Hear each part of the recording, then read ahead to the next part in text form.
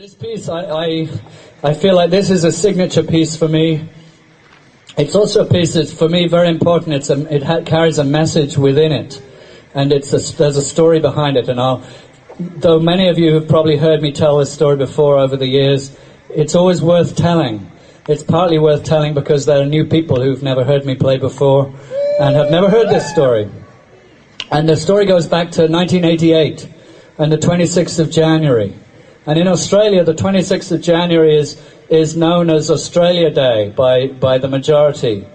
It's called Australia Day much as Independence Day is July the 4th here, because it's of significance to the founding of white Australia. The Aborigines don't have very much to celebrate on Australia Day, which is, as I said, the 26th of January. And in 1988 was the bicentennial anniversary of the founding of Australia. And on that date, I was in London, and I heard of the coming to London of an Aboriginal activist, an elder, whose name was Burnham Burnham. And Burnham Burnham was a tall Aboriginal man with a long white beard, long white hair. And he came to Britain with a purpose.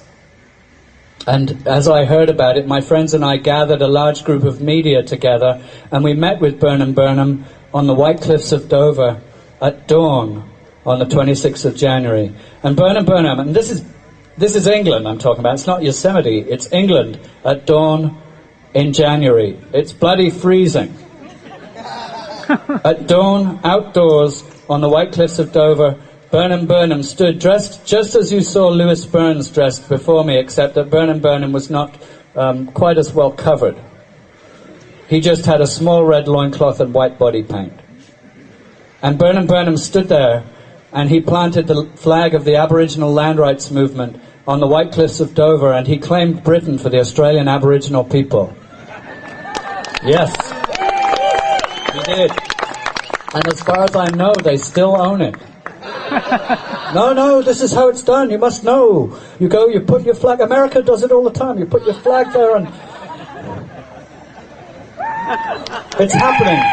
Okay, so Burnham Burnham did this, and it was a major statement. He got a lot more press. He got the picture in Time magazine. He got a lot of great press as a result of this for Aboriginal land rights movement. Much more than Prince Charles, who was sailing under the Sydney Harbour Bridge in a Coca-Cola sponsored tall ship or something. I don't know. Anyway, I was with Burnham Burnham and I played this piece for him. And I asked him if he'd name it. And he said, yeah. This piece is called Chilpi. And Chilpi is a word from the language of the Pitjantjatjara people, who are a central Aboriginal tribe in Australia. They don't play didgeridoo traditionally in that area. It's only from up in the north. And in the language of the Pitjantjatjara, Chilpi means old man or elder. And so I'm playing it for you. I play it for your elders in your community. But mostly I'm thinking of the planetary elders when I play this piece. I'm thinking of indigenous people all over this planet. But especially on this day, I'm thinking of the Native American people from this spot and the Aboriginal people, my brothers, Aboriginal brothers who are here tonight, and also the whole Aboriginal culture. This is Chilpi.